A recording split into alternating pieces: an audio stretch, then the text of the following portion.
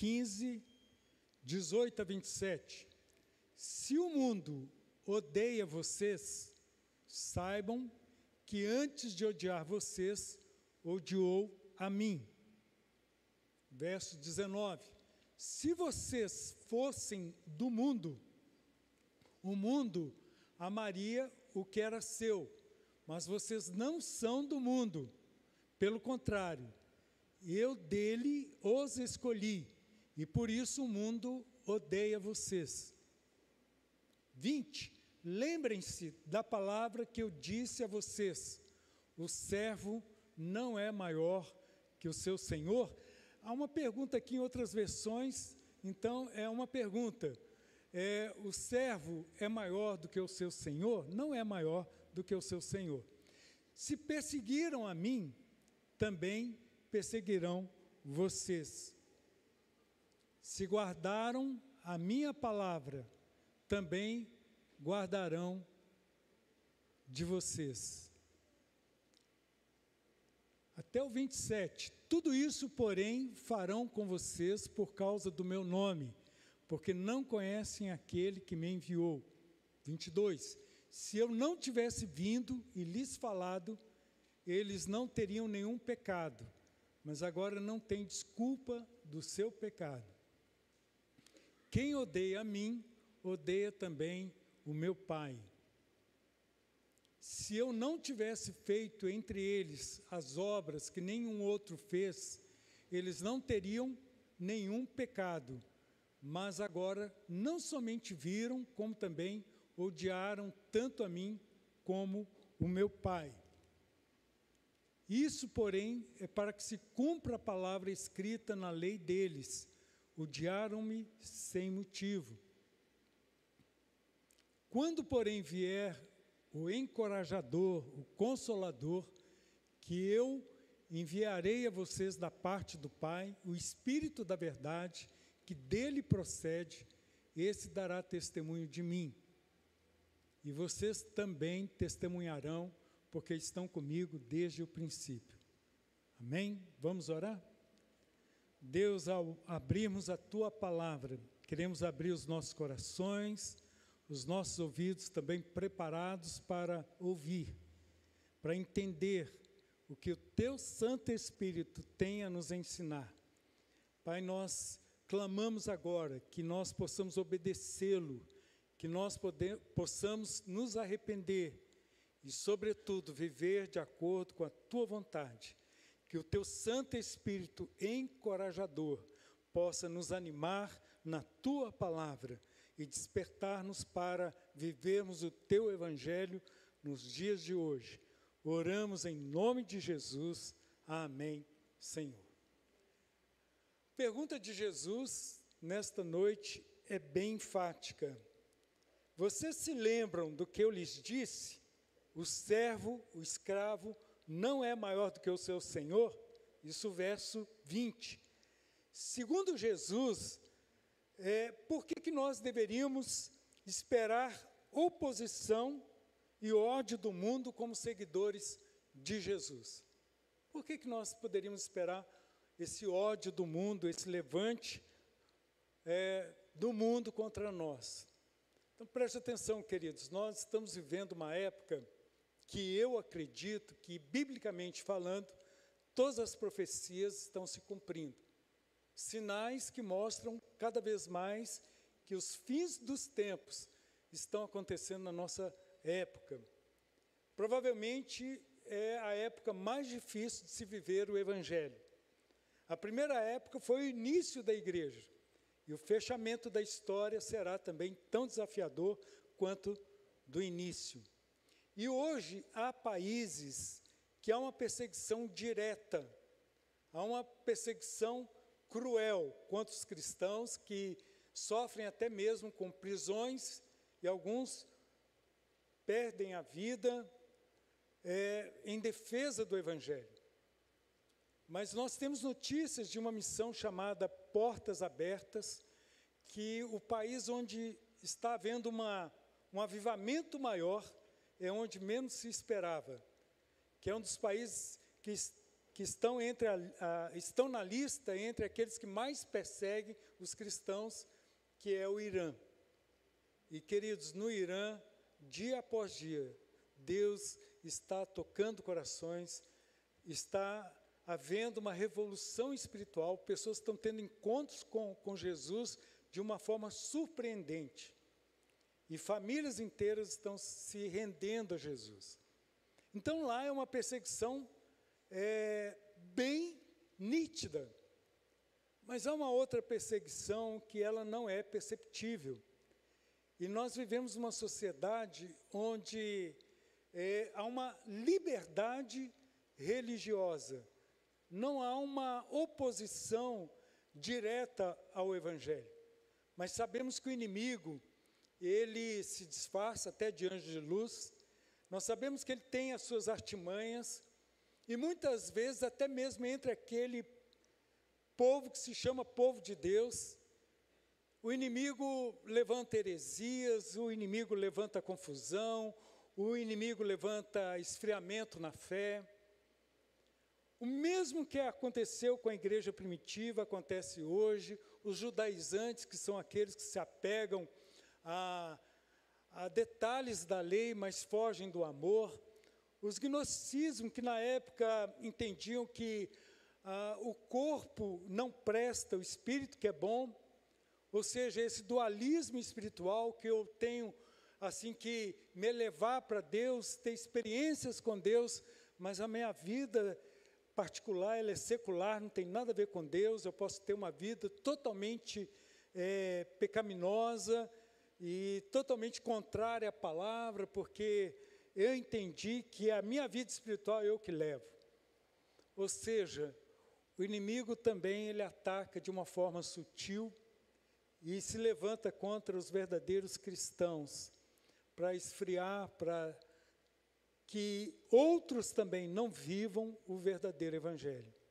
E muitas vezes as mensagens têm sido aguadas, adocicadas, têm sido light, têm sido para agradar os clientes e não para a conversão de vidas.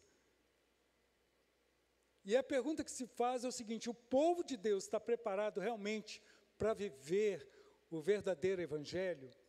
O verdadeiro Evangelho tem provocado em nós renúncia da carne, renúncia do nosso eu, para viver exclusivamente para Ele? O Evangelho que nós entendemos é o Evangelho que não tem medo do menosprezo, da rejeição por causa de Cristo? É um Evangelho que está a ponto de não querer aparecer, não querer ser exaltado, não querer ser reconhecido, mas apontar tudo para Jesus. E Jesus fala nesse texto o seguinte, que o servo não é maior do que o seu Senhor. Quando Jesus viveu aqui entre nós, humanamente falando, porque o livro de João é um livro que apresenta Jesus completamente homem, completamente Deus, porque Jesus chora na morte de alguém querido, e ao mesmo tempo ele expressa 7 vezes, eu sou, que é uma expressão própria de Deus no Antigo Testamento, é a forma como Deus se identifica. O eu sou falou com Moisés, deu ordens a Faraó, e Jesus então assume essa expressão para si, eu sou. E nesse capítulo ele começa o seguinte, eu sou a videira verdadeira. E ele fala, vocês são os ramos. Nesse capítulo ele quer dizer que Deus é o viticultor, o agricultor que cuida da videira, é aquele que faz a poda. Se você não acredita num Deus que poda você, que vai doer muitas vezes, mas vai moldar o seu caráter conforme o caráter de Cristo, não conforme o caráter desse mundo, os valores deste mundo, que se opõem esses valores aos valores cristãos. Eu sei que é uma luta nas universidades, no trabalho, nas famílias, mas o desafio é que nós vivamos o Evangelho em todo e qualquer lugar. E nesse mesmo capítulo, Jesus vai dizer, sem mim nada podeis fazer. E ele dá um mandamento, não é uma opção. Tem muita gente que se diz cristã que entende que é uma escolha, uma opção. Não é, escolha, é mandamento. Tem algumas coisas na Bíblia que são mandamentos. E ele fala expressamente, amem-se uns aos outros. Parece que muita gente entende o seguinte, odeiem-se. Não é amem-se. Amem-se uns aos outros. Esse é o mandamento para nós. E Jesus, então, faz nesse capítulo, no capítulo 14, nesses capítulos, um discurso de despedida. Quais seriam as suas últimas palavras? As palavras de Jesus para aqueles discípulos e para nós são palavras encorajadoras, desafiadoras, mas também palavras para dizer para nós, e aí? Você está disposto a negar-se a si mesmo, a carregar a cruz? Você está disposto a negar-se? Você está disposto a entender que o Evangelho, você é servo e não para ser servido? Qual mundo Jesus estava falando que nos odeia? No capítulo 15, nós vemos que o mundo que Jesus se refere é um mundo caído, é um mundo rebelde, é um mundo que se opõe a Cristo e o Evangelho e todos os valores da palavra de Deus. Eu, como cristão, eu preciso permanecer firme nesses valores. Não significa que eu preciso comprar briga e discutir com todo mundo, ser uma pessoa intransigente, uma pessoa que vai procurar confusão em cada esquina. Mas significa que eu não sou camaleão, significa que eu não mudo de posição, de definição, dependendo do lugar que eu estou. A minha definição vem da palavra, a minha definição vem do meu Senhor. E se perseguiram a Cristo, vão perseguir a mim, mas de uma forma consciente, inteligente, coerente com a palavra, eu preciso me apresentar como cristão. Não posso negociar os meus valores e a minha fé. E, queridos, a história do cristianismo é a história das músicas que cantamos hoje. É uma história de perseguição. E, por incrível que pareça, essa perseguição que está no Irã, na China, na Coreia do Norte, por incrível que pareça, é onde mais o Evangelho cresce. Você pode perguntar, por que onde há uma perseguição tão cruel, tão violenta, o Evangelho cresce mais? E eu te respondo, porque não há espaço para crentes que não são crentes verdadeiros. Ou você é crente ou você não é. E quando aparecem os crentes verdadeiros, eles impactam, eles fazem diferença. Porque eles estão na videira, eles têm a seiva do Espírito Santo, da dependência completa do Senhor Jesus. E essa perseguição nunca vai terminar. Há uma guerra. E você precisa se inteirar disso. E saber que é uma guerra na sua mente, no seu coração.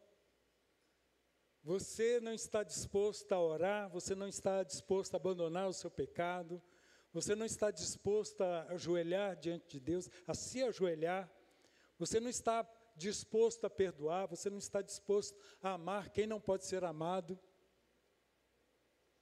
Mas quando você tem um encontro com Jesus, você se rende completamente a Ele e faz tudo isso, não por obrigação, mas porque você ama Jesus, porque você é uma nova criatura. Você não passa apenas a amar aqueles que são amáveis, mas você passa também a amar aqueles que são abomináveis, não concordando com eles, mas dizendo, Deus, tem misericórdia deles. 2 Timóteo 3,12, Paulo instruindo o jovem pastor e apresentando a realidade do reino, ele vai dizer o seguinte, 2 Timóteo 3,12, sim, a todos que desejam ter uma vida de devoção em Cristo Jesus, sofrerão perseguições. Se você falar com alguém hoje dentro das igrejas e fizer uma pesquisa, com todos que frequentam as igrejas, pergunta assim: você acredita que tem perseguição hoje em dia? Eu tenho certeza absoluta que a maioria vai dizer não. Sabe por que não tem perseguição? Porque os cristãos não estão vivendo os valores do reino. Alguém comparou isso a um sapo que se coloca dentro de uma panela com a água fria e vai esquentando, e ele não sai da panela e morre cozido, porque automaticamente vai esquentando, esquentando, ele não percebe. Se jogasse na água quente, ele pulava fora. Mas como a água é fria e vai esquentando aos poucos, ele não percebe. E quantas vezes, como cristãos, nós temos visto que muitos estão sendo cozidos pelo inimigo, pelos valores deste mundo caído, sem que percebam. Queridos, em primeiro lugar, eu quero destacar que o mundo odeia os discípulos. Estou falando de discípulos, seguidores de Jesus, porque não fazem parte dele, não fazem parte do mundo. Nós estamos no mundo como sal, como luz. Nós não podemos deixar de participar de todas as coisas que estão aí diante de nós, em termos de sentar à mesa com os familiares. Tem igreja que não permite você sentar à mesa com quem não é da igreja. Mas nós não entendemos que seja isso a palavra de Deus. Nós entendemos que a Bíblia nos orienta para não participarmos de coisas que são absurdas e contrárias à palavra. Mas como nós vamos conquistar as pessoas que estão perdidas, se nós não estivermos juntos delas? E eu sempre destaco que se Jesus não comesse com pecadores, ele sempre faria a sua refeição sozinho. Então nós sentamos com as pessoas, mas nós não rimos de coisas que Deus não se agrada, nós não comentamos coisas que são contrárias ao reino, nós não participamos de nada que venha contra a nossa fé em Jesus Cristo. João 15, 18 e 19, mostra que por que o mundo nos odeia, odiados, mas não abandonados. Se o mundo os odeia, esse mundo caído, esse mundo com os valores invertidos, lembrem-se de que primeiro odiou a mim. Esse mundo odeia Jesus e tudo aquilo que ele prega. Ao mesmo tempo é confuso, porque se você perguntar, muitas pessoas dirão, eu amo Jesus. Mas é um Jesus que não interfere, não é um Jesus que muda, um Jesus que transforma, não é um Jesus que leva ao arrependimento. O 19, o mundo os amaria se pertencessem a ele. Não teria nenhum confronto se você abrisse mão, abdicasse dos seus valores, mas vocês já não fazem parte do mundo. Eu não sou do mundo. Eu não sou do mundo.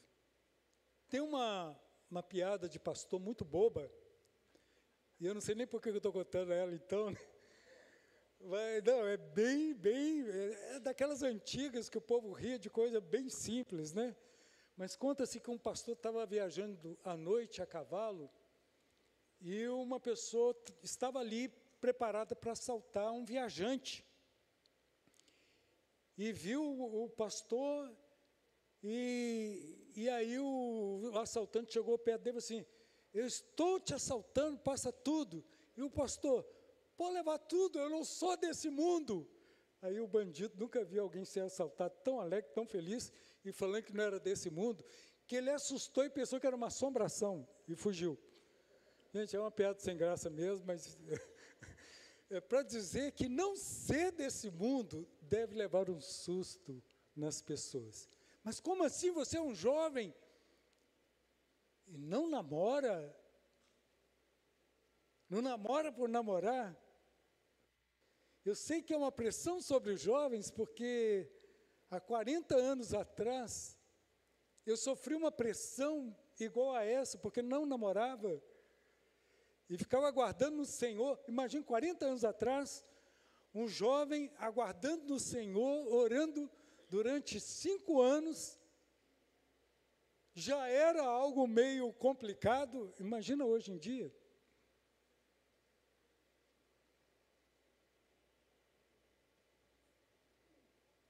Por que as pessoas namoram hoje em dia? Como que deveria ser o namoro? Se você inicia um namoro e vê que não há compatibilidade espiritual, não há compatibilidade de ideais, por que você continua namorando? É a carne? O que tem dirigido a sua vida? Acerte sua vida com Deus.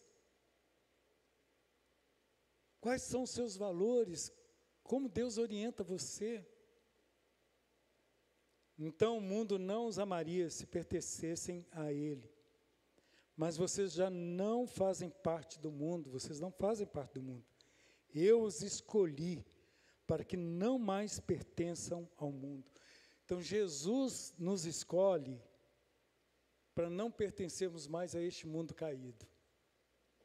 E tem gente que quer viver essa vida dupla, essa duplicidade, um pé na igreja, outro pé no mundo, que não mais pertencem ao mundo, e por isso o mundo os odeia. Interessante que é uma palavra pesada no original, esse odeia. E claro que eu sempre tive dificuldade com isso, porque eu entendi o seguinte: eu sou convertido, eu quero que todos me amem, que todos vejam que eu estou indo para a igreja, que eu estou tendo uma vida correta. Mas, queridos, Jesus nos alerta que isso não vai acontecer. Você não odeia, mas o mundo vai te odiar por você querer acertar a sua vida. Não podemos nos surpreender com a rejeição do mundo. O mundo rejeita qualquer um que não fala como ele, e vai achar um absurdo.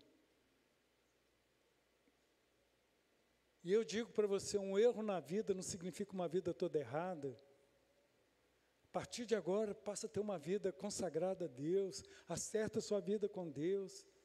Vai parecer um absurdo, mas vai ser a forma como você vai dizer: eu tenho valor, o sangue de Jesus me comprou, me santificou, eu não pertenço mais a este mundo. O mundo nos pressiona a mudar nossa visão sobre divórcio, sobre imoralidade sexual, sobre mentira, sobre família. Ele pressiona para nós mudarmos a nossa opinião, a nossa convicção sobre uma série de coisas. Nós não condenamos quem passa por lutas, quem passa por dificuldades, de maneira nenhuma. Mas, queridos, nós não podemos tratar com normalidade aquilo que deveria ser uma exceção. Nós devemos apoiar todos que passam por lutas, por dificuldades, em várias áreas, para que as pessoas se estabeleçam, para que tenham uma nova vida, uma nova oportunidade, mas nós não podemos dizer que a regra, que a exceção é a regra. Os valores do mundo não podem influenciar as nossas decisões. Segundo lugar, o mundo odeia os verdadeiros discípulos, porque o mundo odiou a Jesus. As trevas não combinam com a luz. João 15, 20. Vocês se lembram do que eu lhes disse? O servo, o escravo, não é maior do que o seu senhor. Por isso que às vezes eu me pego perguntando assim: Senhor, mas eu estou passando uma vergonha. Aí eu ouço de Deus o seguinte: não seja uma vergonha, mas passar uma vergonha é um motivo de se alegrar. Eu me lembro quando me converti com 14, 15 anos, eu dava volta em vários quarteirões para não passar perto dos meus amigos, que eram amigos de perdição. E eu morria de vergonha de falar que eu estava agora como cristão, indo para a igreja, com Bíblia debaixo do braço. Até que um dia, um pregador falando, ele disse, aquele que se envergonhar de Cristo é uma vergonha para Cristo. E eu disse, eu não quero ter vergonha de Cristo. No outro final de semana, eu peguei a Bíblia, coloquei debaixo do braço e passei em frente àqueles meus colegas. Mas eles riram, criticaram, aí o crentaço, o crentinho, e fizeram tudo quanto é tipo de brincadeira. Eu segurei a Bíblia, bom dia, vermelho, com vergonha, mas pensando assim comigo, vergonha maior foi Jesus que passou quando levou todos os meus pecados na cruz. Eu deveria ter alegria de passar por qualquer tipo de constrangimento, porque eu amo Jesus. E dia após dia, mesma coisa, eu falei, tá bom, Jesus, e indo, e depois, no particular, procurava um por um e falava, Jesus mudou a minha vida. E eles podiam dizer, é verdade, a gente vê uma diferença em você. E quantas vezes nós cedemos por causa da pressão, porque alguém vai nos menosprezar? Eu não estou nem aí para o desprezo, para o menosprezo, se for por conta do Evangelho. A única coisa que eu peço ao Senhor é que eu não seja uma vergonha para Ele, mas passar vergonha por Ele, Ele merece tudo, porque Ele passou toda a vergonha por mim. Terceiro lugar, o mundo odeia os verdadeiros discípulos porque não conhecem a Deus de verdade. Nós somos um país cristão, mas quantos de verdade acreditam em Deus?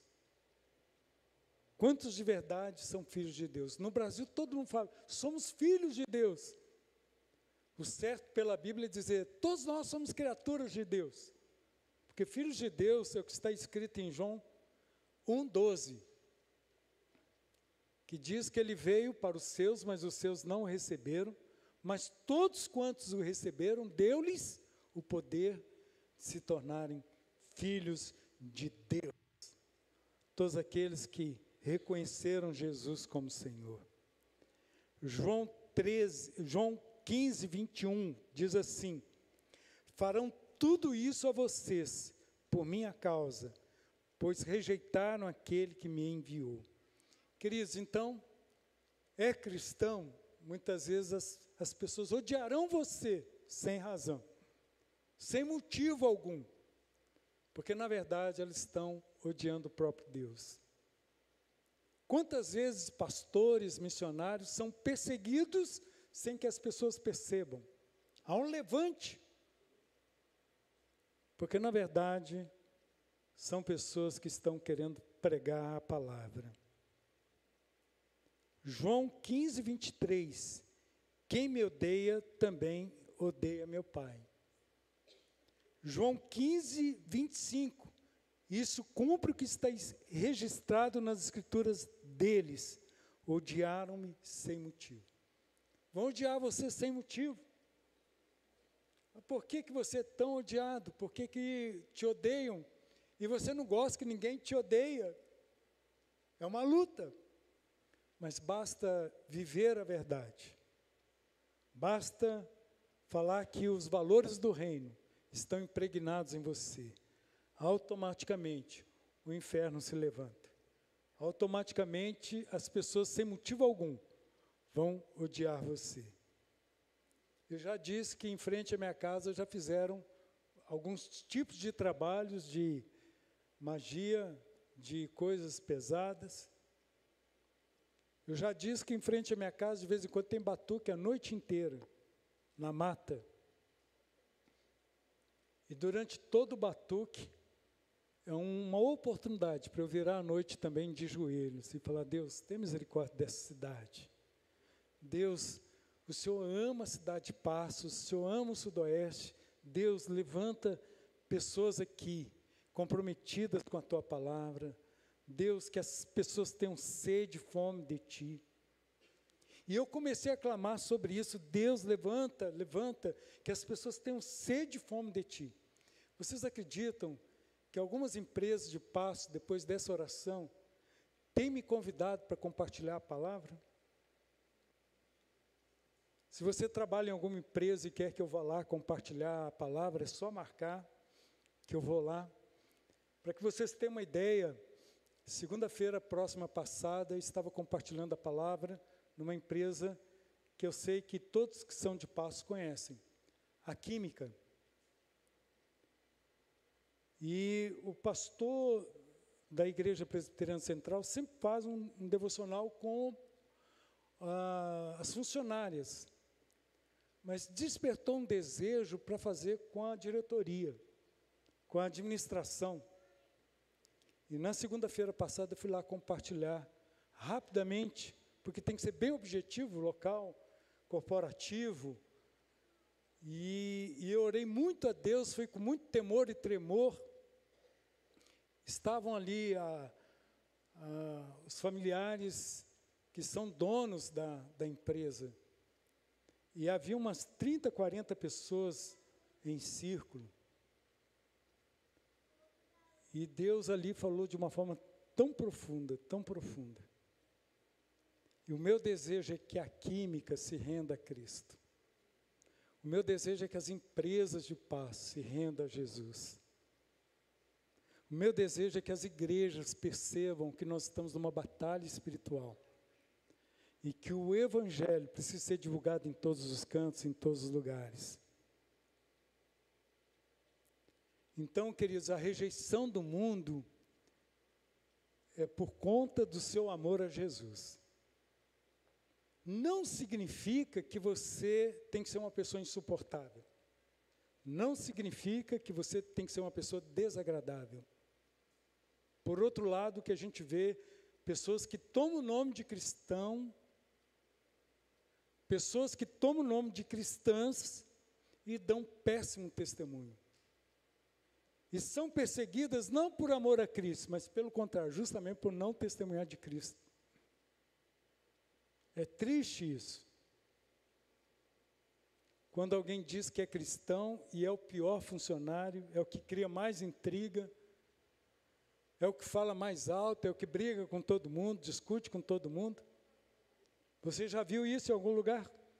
Não precisa responder, por favor. Quarto lugar, eu quero mudar o enfoque e dizer que Jesus ensinou essas palavras aos seus discípulos para não se afastarem do Senhor. Por incrível que pareça, é uma palavra para permanecer firme. Capítulo 15, o segredo é permanecer. Permanecer. João 16, 1. Eu lhes digo estas coisas para que não desanimem na fé. Não desanime na fé. Por mais que haja levante, e você vê que é uma pressão, opressão, é hora de buscar mais a Deus. Você vê que muitas vezes há um desânimo pessoal, que muitas vezes há um desânimo para ler, para estudar, para ir até a igreja. Mas é uma luta diária, dizendo, Deus, eu te quero, eu te busco, Deus, eu preciso de Ti. O propósito dessas palavras, Jesus deixa claro, para que vocês não desanimem. Vocês terão aflições, mas não desanimem, porque eu venci o mundo. Então, lembrem-se dessas palavras para que você se anime. Em quinto lugar, Jesus ensinou essas palavras aos seus discípulos, porque quer ensinar o custo do discipulado, quer ensinar o custo de ser cristão. Queridos, nós temos um evangelho barateado, um evangelho que prega graça de graça, mas a graça teve um preço, foi o sacrifício de Jesus. E para viver a graça, nós precisamos renunciar ao nosso eu, viver também num custo do discipulado. Há um preço, há um custo para seguir a Jesus. E aí nós temos 1 Pedro 4, 3 a 5, que diz assim, no passado, vocês desperdiçaram muito tempo praticando o que gostam de fazer aqueles que não creem. Então, queridos, você não pode ficar praticando pornografia no celular. Você não pode praticar imoralidade. Você não pode praticar mentira. Você não pode praticar um coração rancoroso, pesado. Isso é passado. Se você teve encontro com Cristo, você é uma pessoa suave, leve, não uma pessoa carregada, pesada.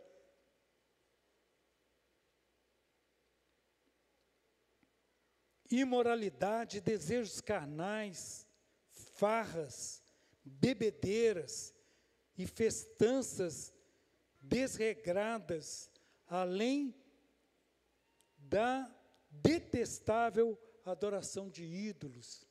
Quantos ídolos? Calvino vai dizer que o nosso coração é uma fábrica de ídolos, porque tudo que você coloca acima de Deus toma o lugar que é único de Deus.